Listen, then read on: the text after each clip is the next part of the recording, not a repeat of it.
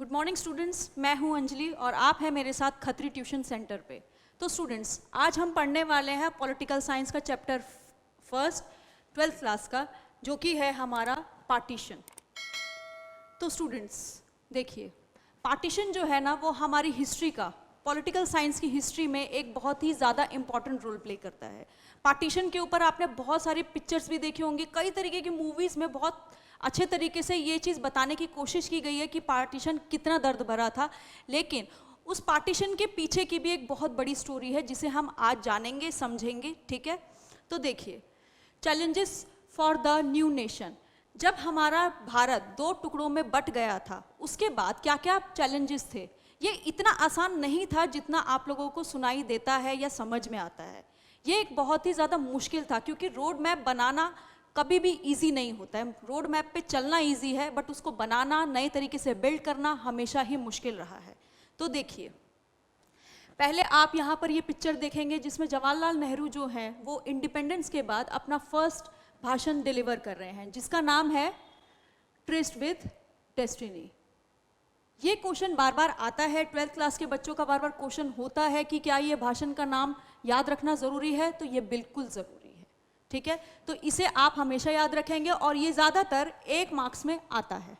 ठीक है, इसके बाद स्टूडेंट्स, जब जवाहरलाल नेहरू ने ये भाषण दिया, वो रात थी 14 की।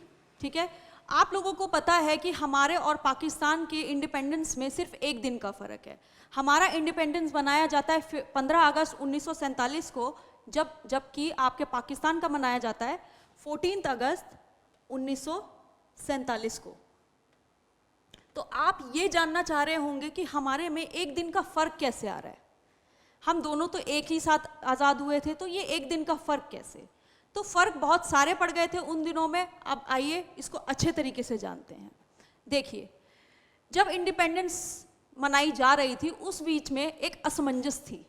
उस बीच में अभी तक भी ये चीज़ तैयार नहीं की गई थी, ये चीज़ पुख्ता नहीं की गई थी कि कौन हिंदुस्तान में रहेगा और कौन पाकिस्तान में रहेगा। आपने एक बहुत फेमस मूवी में भी ये सीन देखा होगा, ये दृश्य देखा होगा कि किस तरीके से लोगों को यही नहीं पता था कि वो हिंदुस्तान के आपके सिटीज़न है या पाकिस्तान के सिटीज़न है। ठीक है, उन्हें ये चीज़ आपके 15 अगस्त तक भी ये चीज़ नहीं पता थी, क्योंकि कुछ भी डिसाइडेड नहीं था। सरकार को खुद नहीं मालूम था, उनके कुछ इंतजामात भी पुख्ता नहीं थे। तो क्या हुआ था कि बहुत बड़ी त्रासदी हुई थी उन दिनों में। ठीक है, आप लोगों ने देखा होगा अमृतसर से जो एक ट्रेन आई थी, उसमें इतनी लाशें थी कि गिनती खत्म हो गई थी। और उसी तरह से लाहौर से जो रेलगाड़ी आई थी, उसमें इतनी लाशें थी कि कुछ कहा ही नहीं जा सकता। वो इसी वजह से, क्योंकि हिंसात्मक दंगे हुए थे उन दिनों। जो दंगे आज की डेट में हमें बहुत ज़्यादा कॉमन लग रहे हैं, ये अगर आप 1947 में जाके देखेंगे ना, तो आपको एक भयावह तस्वीर नज़र आएगी। ठीक है, तो इसकी शुरुआत कैसे हुई? इसकी शुरुआत हुई थी 1940 में। ठीक है, 1940 यानी कि 1940। पहले हम इस बारे में बात कर लेते हैं कि आपकी जो कांग्रेस है उसका उदय कब हुआ। ज़्यादातर बच्चों को ये डाउट रहता है कि डेट याद करनी है कि नहीं करनी है। इसकी डेट बिल्कुल आप लोगों को याद करनी है। कांग्रेस बनने की जो डेट थी वो थी 28 दिसंबर 1885। ये डेट आप लोगों को याद करनी है, ये बहुत ज़्यादा इंपॉर्टेंट है। और 1885 ये जो कांग्रेस पार्टी जो बनाई गई थी, किसके द्वारा बनाई गई थी? तो वो भी एक अंग्रेज थे जिनका नाम था AOU। इस चीज़ को एकदम याद कर लीजिए, क्योंकि ये पूछा जाता है कि कांग्रेस कब बनाई गई और किसके द्वारा बनाई गई। ठीक है, ये यहाँ पर बात होती है आपके कांग्रेस की। लेकिन जब द्विराष्ट्र सिद्धांत की बात आती है, 2 नेशन की जब बात आती है, तो यहाँ पर किसी एक से काम नहीं चलता है। यहाँ पर दूसरी जो आई अस्तित्व में पार्टी, वो थी आपकी मुस्लिम लीग, जो कि अस्तित्व में आई थी आपकी 30 दिसंबर 1940। तो मुस्लिम लीग जब अस्तित्व में आई, वो तारीख थी आपकी 30 दिसंबर 1906। ये तारीख भी बहुत ज़्यादा इंपॉर्टेंट रोल प्ले करती है। और इस मुस्लिम लीग को अस्तित्व में लाने वाले कौन थे, ये क्वेश्चन बहुत ज़्यादा इंपॉर्टेंट है। तो वो थे मोहम्मद अली जिन्ना। ठीक है, जिन्होंने आगे जाके द्विराष्ट्र की मांग करी थी। तो आप लोग अब ये सोच रहे होंगे कि द्विराष्ट्र की मांग करी क्यों गई थी, क्या जरूरत थी हमें द्विराष्ट्र की? टू नेशन वाली थ्योरी क्यों अपनाई गई थी? वो इसीलिए कि मोहम्मद जिन्ना को ये लगता था कि वो मुस्लिम है और मुस्लिम जो है वो हिंदुओं से बहुत ज़्यादा अलग है, खान पान में, पहनावे में, हर तरीके से। हम पूजा करते हैं, वो नमाज पढ़ते हैं, उन्हें लगता था कि हम दोनों बहुत ज़्यादा अलग हैं, इसीलिए हम साथ तो बिल्कुल नहीं रह सकते। इसीलिए उन्होंने कहा था कि जब कभी भी हमें आज़ादी मिलेगी तो हम एक अलग से अपना जो राष्ट्र है वो चाहते हैं, जिसका नाम उन्होंने दिया था स्टार्टिंग में पाकिस्तान। पाकिस्तान शुरू से पाकिस्तान नहीं था, पहले रिकमेंडेशन में इसका नाम रखा जा रहा था पाकिस्तान। जैसा कि आप लोग जानते हैं आपके उर्दू में पाक का मतलब होता है शुद्ध, ठीक है? तो उन्होंने रिकमेंडेशन दी कि हम नाम रखेंगे पाकिस्तान। ये पाकिस्तान आगे चल के बना, ठीक है? 1940 में इस रिकमेंडेशन को अंग्रेजों ने मान लिया और एक नए राष्ट्र की उत्पत्ति हुई जिसका नाम रखा गया पाकिस्तान। अब भारत को दो हिस्सों में बांटना था, जिसका इन दो हिस्सों में से एक को पूरे तरीके से नाम देना था पाकिस्तान और एक को नाम दिया गया इंडिया। तो देखिए, मैं वही आप लोगों को कहना चाहती हूँ कि जब एक भारत के दो हिस्से बांटे जा रहे थे तो बहुत सारे कन्फ्लिक्ट्स हो रहे थे। यही मैं आपको बताना चाह रही हूँ कि जब लोगों को यही नहीं पता है कि किस तरीके से हमें कौन सी साइड में जाना है, हमें हिंदुस्तान में रहना है या पाकिस्तान में रहना है, और ये जो बंटवारा हो रहा था ये हो रहा था पूरी तरह से धर्म के आधार पर। ये क्वेश्चन आप लोगों को याद रखना है कि ये किस आधार पर किया गया, तो ये किया गया था पूरी तरह से धर्म के आधार पर। दोनों नेताओं ने, यानी कि जवाहरलाल नेहरू जो कि कांग्रेस के थे और आपके मुस्लिम लीग के मोहम्मद अली जिन्ना, उन्होंने ये कहा कि धर्म के आधार पर अब बंटवारा होगा, ठीक है? तो ये धर्म के आधार पर हुआ था। ये क्वेश्चन भी आता है और ज़्यादातर 1 मार्क में आता है कि किस आधार पर किया गया, तो आपको सीधा से इन्वर्टेड कॉमा में डालना है धर्म के आधार पर, बस, इससे ज़्यादा कुछ नहीं, ठीक है? तो जब देखिए अब यहाँ पर क्या हो रहा है ना कि बंटवारे हो रहे हैं, मारकाट मची हुई है, पूरे तरीके से त्राहिमाम बचा हुआ है और लोगों को ये भी नहीं पता है कि हिंदुस्तान जाना है या पाकिस्तान जाना है। अब आप लोग ये कहेंगे कि ऐसा कैसे हो सकता है कि हिंदुस्तान जाना है, पाकिस्तान जाना है, लोगों को यही नहीं पता है, क्योंकि ये चीज़ उन्हें बताई ही नहीं गई थी। उन्हें सिर्फ ये कहा गया था कि आपके पास चॉइस है, आप जहाँ चाहो वहाँ जाके रह सकते हो, बस सकते हो, या तो हिंदुस्तान या तो पाकिस्तान। अब यहाँ पर ये प्रॉब्लम आती है कि कौन इंसान अपना इतना सब कुछ छोड़ के, अपनी पूरा जमीन जायदाद घर बार छोड़ के एक अलग से जाके बसना, ये हमेशा से ही मुश्किल रहा है। हम आज की डेट में भी अगर कहीं घर लेते हैं, कहीं प्लॉट लेते हैं, तो हम ये देखना चाहते हैं कि वहाँ पर रिश्तेदार हैं कि नहीं। तो इतने साल पहले लोग बिल्कुल एक नए देश का जो बना, एक नया देश जिसको हम पाकिस्तान के नाम से जानते हैं, तो लोग इतनी जल्दी यकीन कैसे कर सकते थे? लोगों में असमंजस फैल गई। प्लस आपके ये जो ब्रिटिशर्स जो रहे हैं, इन्होंने शुरू से ही इंडिया के साथ सिर्फ और सिर्फ खेलने की ही नीति अपनाई थी। उन्होंने क्या किया, आपने एक नाम सुना होगा, सर रेडक्लिफ। हिंदुस्तान और पाकिस्तान के बॉर्डर को आज की डेट में क्या कहा जाता है? रेडक्लिफ। उसके बॉर्डर का नाम है रेडक्लिफ, ठीक है? तो सर रेडक्लिफ जो थे, उन्हें कब बुलाया गया? 8 जुलाई 1947 को। इतनी जल्दी बुला रहे हैं कि आइए हमारे यहाँ बंटवारा कीजिए, और वो भी सर रेडक्लिफ को बिल्कुल भी अंदाजा नहीं था कि हमारी भौगोलिक स्थितियाँ क्या है। उनको सिर्फ एक मोटा अमाउंट ऑफर हुआ था जिसके लालच में वो इंडिया आए, और उन्होंने बिना कुछ जाने समझे, बहुत ज़्यादा रिसर्च किए बिना ही सब कुछ करना शुरू कर दिया, ठीक है? तो इसीलिए आज की डेट में जब आप देखेंगे ना, तो हिंदुस्तान और पाकिस्तान का थोड़ा थोड़ा भौगोलिक परिस्थितियाँ जो है वो बिगड़ी हुई हैं, वो इसी वजह से। तो देखिए उस टाइम पे क्या हुआ था कि आपके जिन्ना जी ने कहा था कि हमें आपका ईस्ट बंगाल दे दो और असम का सिलचर दे दो और पंजाब का कुछ हिस्सा दे दो। इसी वजह से आप लोग आज भी देखेंगे कि पंजाब जो है वो 2 हिस्सों में बटा हुआ है, एक पंजाब हमारे पास है और एक पंजाब पाकिस्तान में भी है, ठीक है? पर वहाँ पर प्रॉब्लम ये थी कि वहाँ पर जितनी भी आज़ादी थी ना, जितनी भी वहाँ की आबादी थी, वो क्या थी? गैर मुस्लिम थी। और मुस्लिमों ने पाकिस्तान में मुस्लिम होते हुए जाने से मना कर दिया।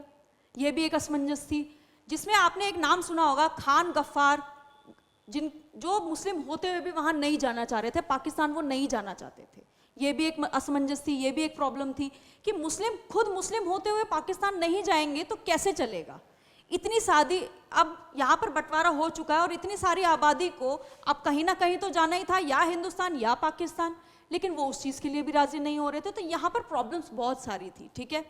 इन प्रॉब्लम्स से जब हम लोगों ने निजात पाया तो हिंदुस्तान की जो डेमोक्रेसी है उसके आगे 3 चैलेंजेस और खड़े हो गए। अब आप पूछेंगे वो 3 चैलेंजेस क्या है, तो देखिए उसमें से आपका फर्स्ट चैलेंज जो था वो ये था कि इनको एक सूत्र में बांध के रखें, यूनाइटेड, ठीक है, एकता बनाए रखें। तो एकता कैसे बनाई जा सकती थी? यहाँ पर अलग अलग धर्म, जाति, मजहब के लोग हैं और इतनी लार्ज डेमोक्रेसी प्लस अनएजुकेटेड, इन सबको एक सूत्र में बांध के रखना एक अपने आप में बहुत बड़ी समस्या थी, चैलेंज था, ठीक है। तो अगर आपसे पूछा जाता है कि आज़ादी के बाद का पहला चैलेंज क्या था, तो वो था यूनाइटेड यानी कि एकता, ठीक है।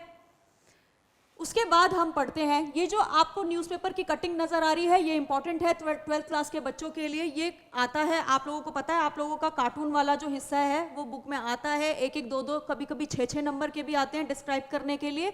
तो ये देखिए, एंड ऑफ द 20, मतलब 200 साल का शासन जो है यहाँ पर ख़त्म हो गया है, तो ये उस बारे में है। तो बिल्कुल भी घबराना नहीं है, अगर ऐसा कोई चीज़ आ जाती है तो यहाँ पर न्यूज़पेपर को पढ़िए और उसी के बारे में लिखते चलिए, ठीक है।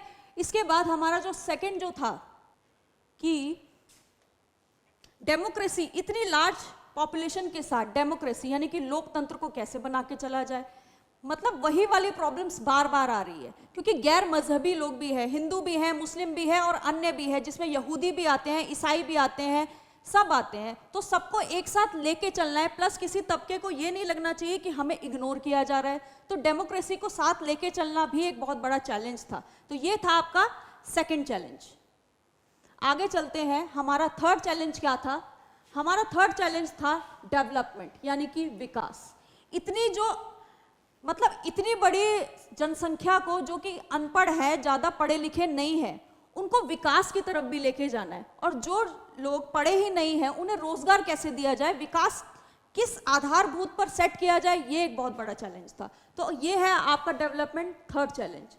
ये बहुत ज़्यादा इंपॉर्टेंट चैलेंजेस हैं, ज़रूर आते हैं, 6-6 नंबर में आ जाते हैं, तो इन्हें आपको याद करना है। नेक्स्ट हम आते हैं पार्टीशन, ठीक है। अब पार्टीशन यहाँ पर हो गया है, ठीक है। तो उसके बाद क्या क्या प्रॉब्लम्स आ रही थी, देखिए पार्टीशन यहाँ पर सिर्फ लोगों का नहीं हुआ था, मुल्कों का नहीं हुआ था, चीज़ों का भी हुआ था। आप कहेंगे कि चीज़ों का कैसे हो सकता है? ये बिल्कुल ऐसे ही होता है जब घर के 2 भाई होते हैं और जब बंटवारा होता है तो एक एक चीज़ का बंटवारा होता है, सिर्फ घर का नहीं होता है, मतलब सिर्फ कमरों का नहीं होता है, घर के बर्तन तक भी जाते हैं। तो ये बिल्कुल वैसे ही था, ठीक है। हर चीज़ का वहाँ पर बंटवारा हुआ था, घोड़े से लेके बड़ी बड़ी गाड़ियाँ जो थी, रथ जो थे, टाइपराइटर तक, पार्लियामेंट तक का भी यहाँ पर बंटवारा होने को था, ठीक है। तो बहुत सारी रिकमेंडेशन थी, मुस्लिम लीग ने बहुत सारी चीज़ें मांगी थी, लेकिन जो आवश्यक हो सका, जो हम दे सके वो हमने दिया, ठीक है। तो नेक्स्ट है आपका प्रोसेस ऑफ पार्टीशन, ठीक है। ये बहुत ज़्यादा इंपॉर्टेंट है, जैसा मैंने आप लोगों को आधा स्टोरी में बता ही दिया है कि प्रोसेस क्या रहा, पाकिस्तान किस तरह से बना, किस तरीके से लोग डाइवर्ट हुए, क्या क्या डेवलपमेंट्स उनको चाहिए थी, ये सब मैं आप लोगों को बता चुकी हूँ, ठीक है। ये इंपॉर्टेंट है, मेजॉरिटीज इसमें क्या क्या थी, ठीक है।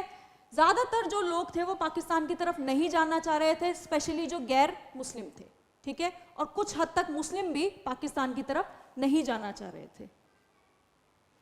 आगे है आपका, देखिए मुस्लिम मेजॉरिटी जो है वो क्या चाहती थी, पंजाब और बंगाल, ठीक है। आप लोगों ने पढ़ा होगा 1905 में बंगाल का क्या हो गया था, पार्टीशन हो गया था, जिसे हम किस नाम से जानते हैं, बंग भंग 1905 का, ठीक है। अब आप लोग कहेंगे कि वेस्ट बंगाल आज की डेट में भी हमारे पास है, लेकिन ईस्ट बंगाल कहाँ है? ईस्ट बंगाल आज की डेट में आप बांग्लादेश के नाम से जानते हैं उसे। अब आप कहेंगे बांग्लादेश कैसे बन गया? तो देखिए, हमने बहुत ही प्यार के साथ ईस्ट बंगाल जो है वो पाकिस्तान को दिया, लेकिन अब क्योंकि ये वाले जो मुस्लिम थे, ईस्ट बंगाल वाले जो मुस्लिम थे, उनके खान पान, संस्कृति, पहनावे में बंगाली कल्चर ज़्यादा आता था, तो उन्होंने क्या किया, जो पाकिस्तान के जो अपने जो मुस्लिम थे वो क्या बोलते हैं, वो उर्दू भाषा बोलते हैं, लेकिन ये लोग क्या बोला करते थे, बंगाली, ठीक है। तो खान पान, पहनावे में इतना फर्क होने की वजह से पाकिस्तानियों ने क्या किया, ईस्ट बंगाल के लोगों को अपनाया ही नहीं, जिस वजह से क्या हुआ, 1971 में आपने एक सेना का नाम सुना होगा, मुफ्ती सेना का गठन किया गया और बांग्लादेश के नाम से ईस्ट बंगाल को अलग करके एक अलग देश बना दिया गया, जिसमें इन्वॉल्वमेंट थी हमारी इंदिरा गांधी की। तो ये क्वेश्चन भी बार बार आता है कि ईस्ट बंगाल जो है वो आज की डेट में किस नाम से जाना जाता है, तो वो जाना जाता है बांग्लादेश के नाम से, ठीक है। तो नेक्स्ट है आपका कॉन्सिक्वेंसेस ऑफ पार्टीशन। पहले आप इस पिक्चर को देखिए। इस पिक्चर में आप लोग देखिए कि किस तरीके से रेलगाड़ी में एक पैर तक रखने की जगह नहीं है और लोग मतलब किस तरीके से कितनी भयावह स्थिति होगी उस टाइम की कि लोगों को यही नहीं पता चल रहा है कि जाना किधर है। ठीक है। और ये जो आपकी अंग्रेजी सरकार जो रही है, इन्होंने कोई पुख्ता इंतजाम नहीं किए थे कि लोगों को सिर्फ ये बोल दिया गया था कि आप आ जा सकते हैं, लेकिन किस तरीके से आ जा सकते हैं, इतने सारे लोग हैं, उन्होंने कुछ भी ऐसा मुहैया नहीं कराया था। और उस वक्त में हिंदू मुस्लिम जो दंगे थे वो बहुत ज्यादा भड़के थे, जिस वजह से इसे इतिहास की त्रासदी का भी नाम दिया जाता है। आप इसे आगे चल के जब पढ़ेंगे तब आपको पता चलेगा कि त्रासदी वर्ड क्यों इंट्रोड्यूस किया गया, वो इसी वजह से। ये पिक्चर जो है वो अपने आप में बहुत कुछ बता रही है। ठीक है। तो ये पिक्चर 12th क्लास के बच्चों के लिए आती है, कभी कभी 6 नंबर में आ जाती है, बहुत ज्यादा इंपॉर्टेंट है, आप लोगों को इसको याद करके रखना है। ठीक है। और सबसे ज्यादा जो दंगे भड़के थे वो भड़के थे लाहौर, अमृतसर एंड कलकत्ता। ये 3 शहरों के नाम पूछे जाते हैं कि सबसे ज्यादा दंगे कहां भड़के थे, तो ये 3 शहर जो है आपको याद रखने हैं। नेक्स्ट, अब देखिए आजादी हो गई, सबको बोल दिया गया कि आप जो भी है, आप हिंदुस्तान जाना चाहते हैं हिंदुस्तान जाइए, पाकिस्तान जाना चाहते हैं पाकिस्तान जाइए। ठीक है। तो उस टाइम पे जो राजा महाराजा जो रियासतें हुआ करती थी, अब उन्हें भी डिसाइड करना है कि वो कहाँ जाना चाहती हैं। तो उनको भी एक प्रॉपर टाइम लिमिट दिया गया था कि आप सोचिए, आप जहाँ जाना चाहते हैं आप बिल्कुल फ्री हैं, जहाँ पर भी आप जाना चाहते हैं, चाहे वो हिंदुस्तान हो चाहे वो पाकिस्तान हो, ये आपके ऊपर है, ये आपकी मर्जी है। तो उसमें 4 रियासतें ऐसी थी जो बिल्कुल भी ना मिलना नहीं चाह रही थी। आप लोगों ने एक स्टैचू का नाम सुना होगा, यूनिटी, स्टैचू ऑफ यूनिटी, जिसमें किसका नाम है? सरदार वल्लभ भाई पटेल का। इन्होंने अपना एक बहुत बड़ा योगदान दिया है। आज की डेट में जितनी भी रियासतें, जितने भी चीजें, जितनी भी रियासतें आज की डेट में जो इंडिया में है ना, वो सारा इनका कंट्रीब्यूशन है। इसीलिए इनके नाम पे बनाया गया स्टैचू ऑफ यूनिटी। ठीक है। तो 4 रियासतें ऐसी थी जो डिसाइड नहीं कर पा रही थी कि कहां पर जाना है, पाकिस्तान जाना है या इंडिया जाना है, जिसमें से एक थी जूनागढ़, आपका हैदराबाद, ठीक है, मणिपुर और कश्मीर। ये 4 ऐसी रियासतें थी जो बहुत ज्यादा प्रॉब्लम क्रिएट कर रही थी। ठीक है। जिसमें से एक जो आपने सुना भी होगा, हैदराबाद। हैदराबाद के निजाम थे उस वक्त में ये। ठीक है। हैदराबाद के राजा को, शासक को क्या बोला जाता है? निजाम। ठीक है। ये आप यहां पर पढ़ेंगे। ठीक है। तो सरदार वल्लभ भाई पटेल ने बहुत ज्यादा उनको कन्विंस करने की कोशिश की थी।